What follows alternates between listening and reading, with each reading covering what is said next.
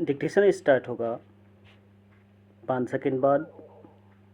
Ready, start. इस पर बहस होना तय है कि 8वीं कक्षा के विद्यार्थियों को यह पढ़ाना कितना सही है कि भ्रष्टाचार लंबित मुकदमों की बड़ी संख्या और न्यायाधीशों की पर्याप्त कमी न्यायिक प्रणाली के सामने आने वाली चुनौतियों में शामिल है। चूँकि सुप्रीम कोर्ट के प्रधान न्यायाधीश ने राष्ट्रीय शैक्षिक अनुसंधान और प्रशिक्षण परिषद यानी NCERT की सामाजिक विज्ञान की नई पुस्तक में हमारे समाज में न्यायपालिका की भूमिका शीर्षक वाले संशोधित अध्याय को लेकर आपत्ति जताते हुए कहा कि यह एक सोची समझी चाल प्रतीत होती है।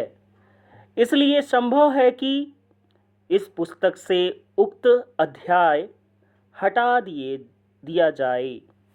जो भी हो, यदि ऐसा होता है तो इससे न्यायपालिका में भ्रष्टाचार का प्रश्न ओझल होने वाला नहीं है। न्यायपालिका में भ्रष्टाचार के अनेक मामले सामने आ चुके हैं और उन पर व्यापक चर्चा भी होती रहती है। हाल ही में सबसे अधिक चर्चा हुई दिल्ली उच्च न्यायालय के न्यायाधीश रहे यशवंत वर्मा के भ्रष्टाचार की। उनके आवास से करोड़ों के अधजले नोट बरामद किए गए थे। चूँकि उनके खिलाफ महाभियोग की प्रक्रिया अभी पूरी नहीं हो सकी है, इसलिए वे अपने पद पर बने हुए हैं। भ्रष्टाचार के कारण अन्य अनेक न्यायाधीश भी कटघरे में खड़े हो चुके हैं। इनमें से कई न्यायाधीशों के खिलाफ महाभियोग की प्रक्रिया शुरू हुई, लेकिन किसी के भी विरुद्ध वह अंजाम तक नहीं पहुंच सकी। इसका यह मतलब नहीं हो सकता कि न्यायपालिका में भ्रष्टाचार है ही नहीं। Paragraph change. NCERT के पहले की पुस्तक में भी न्यायपालिका के बारे में उल्लेख था, लेकिन वह न्यायों की संरचना और भूमिका तक सीमित था।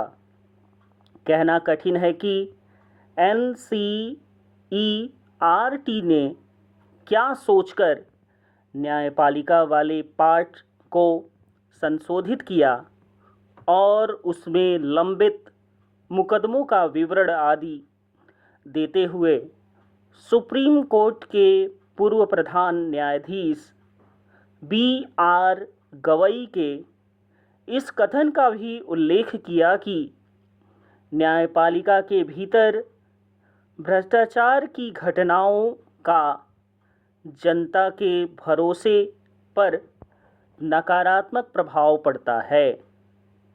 हो सकता है कि उसकी ओर से इस पर कोई स्पष्टीकरण दिया जाए, लेकिन प्रश्न तो यह भी उठेगा कि क्या इस पुस्तक में कार्यपालिका और विधायिका में भी व्याप्त भ्रष्टाचार के बारे में भी इसी तरह विस्तार से बताया गया है।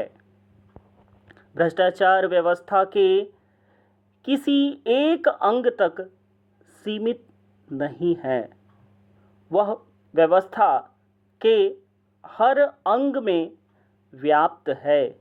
और चिंता की बात यह है कि उस पर लगाम लगती नहीं दिख रही है।